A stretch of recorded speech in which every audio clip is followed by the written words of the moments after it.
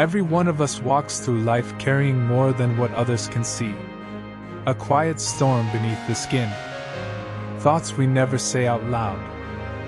Worries that wake us in the night. Memories that show up uninvited. From the outside, you might look calm, studying, working, smiling correctly at the right moments. But inside, your mind may feel like it's tearing in 1,000 directions. And here's the truth most people never hear. You're not overwhelmed because you're weak. You're overwhelmed because nobody ever taught you how to protect your mind. We learn how to chase goals. We learn how to work harder. We learn how to survive. But we never learn how to be still. We never learn how to let go of thoughts that poison our peace. We never learn how to create clarity inside a world that constantly demands our attention. But what if the clarity you've been searching for isn't something out there? What if it's something waiting under all the noise, waiting inside you? The Stoics believe the mind is the first battlefield and the final freedom. That your thoughts, if left unmanaged, become chains, but when understood, they become tools. And today, that's exactly what we're going to do: clear the clutter, quiet the storm, and help you rebuild focus from the inside out. If you are on a journey toward mental strength, inner discipline, and becoming someone who stays unshaken in a loud world, consider subscribing. Because the mind you shape becomes the life you live. Section 1. You are not your thoughts. Most people live trapped inside their minds without realizing it. They believe every thought must mean something. Every doubt must reflect reality. Every fear must be a sign. Every mental scenario must be a warning. But your thoughts are not evidence. Your mind is not a courtroom.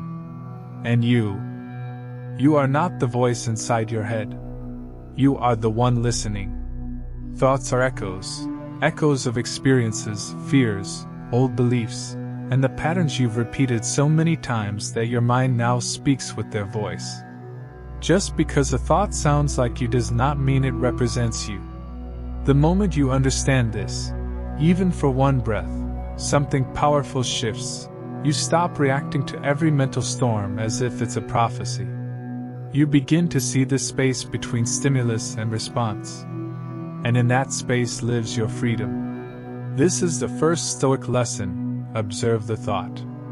Do not become the thought. When you stop identifying with every idea that appears in your mind, the noise naturally loses its power. You stop drowning in imagined outcomes. You stop rehearsing fears that never happen. You stop internalizing stories that were never yours to carry.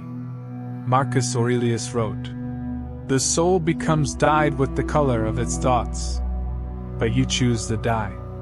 You choose what lingers. You choose what you give energy to. Your mind is not your enemy. But it becomes one when you confuse its activity for your identity. Section 2. The power of awareness, the 1-second shift. Awareness doesn't arrive with a loud breakthrough.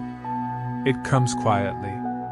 It begins the moment you notice a thought rather than obey it.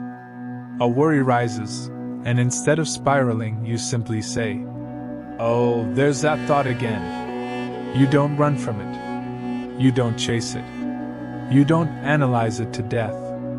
You watch it.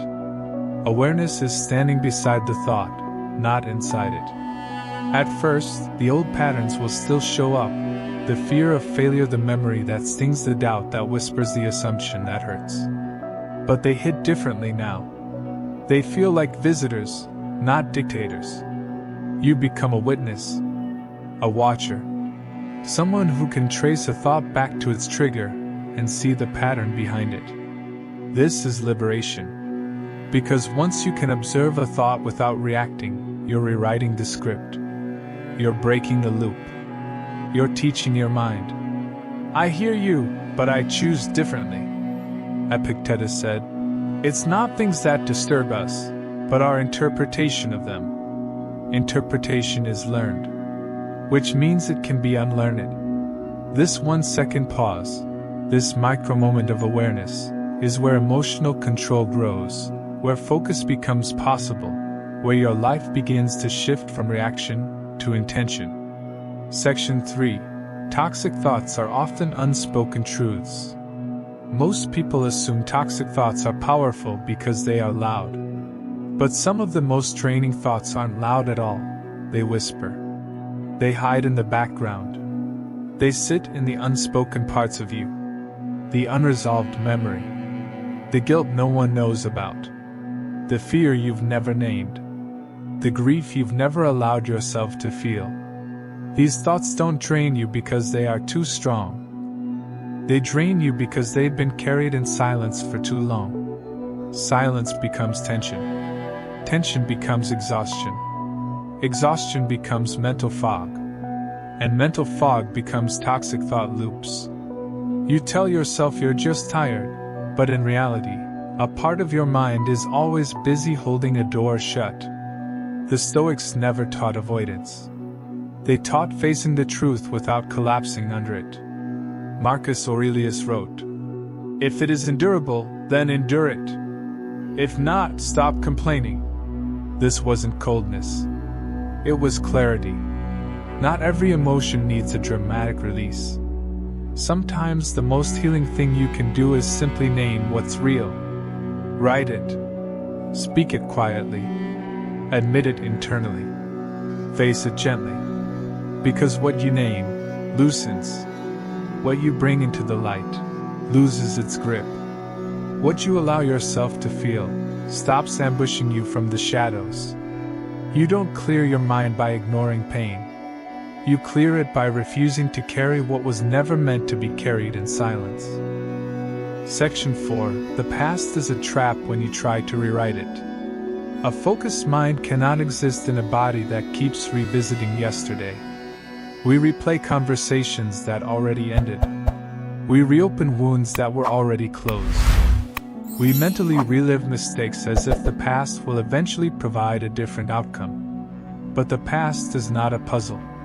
It's not something you solve by thinking harder. It's something you accept, so you can finally move forward. Most people aren't stuck because the past was painful. They're stuck because they keep returning to it. Your mind doesn't gain clarity by revisiting old chapters. It gains clarity by closing them. Epictetus said, "You cannot step into the same river twice." Yet many people try to swim in a river that no longer flows. Letting go does not mean the moment didn't matter. It means the moment is no longer allowed to control your present. Forgiveness, especially of yourself, is a discipline. A mental release. A declaration that says, "I did the best I could with what I knew then. And now I choose to move forward." You don't need to forget to be free. You only need to loosen your grip. This is how focus returns. This is how your mind becomes lighter. Not by changing the past, but by stopping your attempt to rewrite it. Section 5. The inner critic is a script, not a truth. There's a voice we all know. A quiet, persistent critic. "You're not doing enough. You should be further. You'll never get this right." It sounds like motivation, but underneath it is fear. Fear of failure. Fear of rejection. Fear of not being enough. The inner critic didn't appear out of nowhere. It was built over years, from comparison, pressure, unrealistic expectations, and old wounds. But here's what the Stoics realized: the inner critic is not you. It's a script you inherited. And scripts can be rewritten. You don't silence this voice by arguing with it. You silence it by proving it wrong through action. Not massive action, small, consistent action. Read one page. Clean one corner. Take one breath before reacting. Say no once. Show up even on a low-energy day. Every small action whispers to your inner critic, "You were wrong about me." And slowly, the voice that once felt like truth becomes background noise. Because confidence doesn't grow from thinking positively.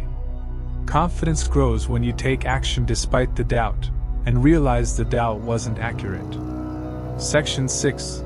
The Stoic Method to Clear them in. Now let's bring everything together into a practical Stoic framework you can use daily. 1. Name the thought. Not with drama, with clarity. I am thinking this because I'm tired. This thought always shows up when I feel uncertain. This is fear, not truth. Naming a thought disrupts its emotional power. 2. Separate yourself from it. Say, this is a thought, not a fact. This creates distance. Distance creates choice. Choice creates freedom. 3. Trace the source. Ask, what triggered this? Most thoughts are recycled patterns, not new threats. When you see the pattern, the intensity fades. 4. Return to the present. Your breath is your anchor. The Stoics practiced returning to the moment constantly. Focus on what you feel in your body, what you see, what you smell, what you're touching. This stops the mind from drifting into imaginary futures. 5. Redirect the mind into action. Action dissolves overthinking. Clean a desk. Send a message. Drink water. Organize your space. Start the first 1% of your task. Not because it solves everything, but because it resets your mental state. This is the Stoic cycle. Observe, separate, understand, return, act. Repeat this daily and toxic thoughts stop being storms. They become passing clouds. Section 7. Becoming someone who stays focused. Clarity doesn't happen by accident. It happens by cultivation. A focused mind isn't a naturally calm mind. It's a trained mind. A mind that knows how to step back instead of spiral. A mind that knows how to respond instead of react. A mind that refuses to feed every passing impulse. You don't need to eliminate thoughts to be free. You only need to stop believing every thought is meaningful. The goal is not perfect silence. The goal is mental sovereignty. The ability to decide which thoughts deserve your energy, and which thoughts are nothing more than noise. Focus returns when you stop fighting the mind and start understanding it. Peace comes not from a quieter world but from a clearer perspective. And once you learn to rise above the noise, you realize the mind was never your enemy, only a messenger waiting for guidance. Imagine the version of you that emerges from this practice. Calmer, clearer, grounded, intentional, emotionally strong, unshaken by noise, deeply focused, spiritually centered. This version of you isn't fantasy. It's who you become when you stop being dragged by every thought and start directing your mind with clarity. Your thoughts may still visit. Your fears may still whisper. Your doubts may still knock on the door. But they no longer own you. You respond with presence. With discipline, with awareness, with choice. That's the Stoic mind, a mind that sees clearly, chooses wisely, and moves forward bravely. If this journey resonates with you, subscribe. Because your growth, your clarity, your peace, they are not accidents. They are practices.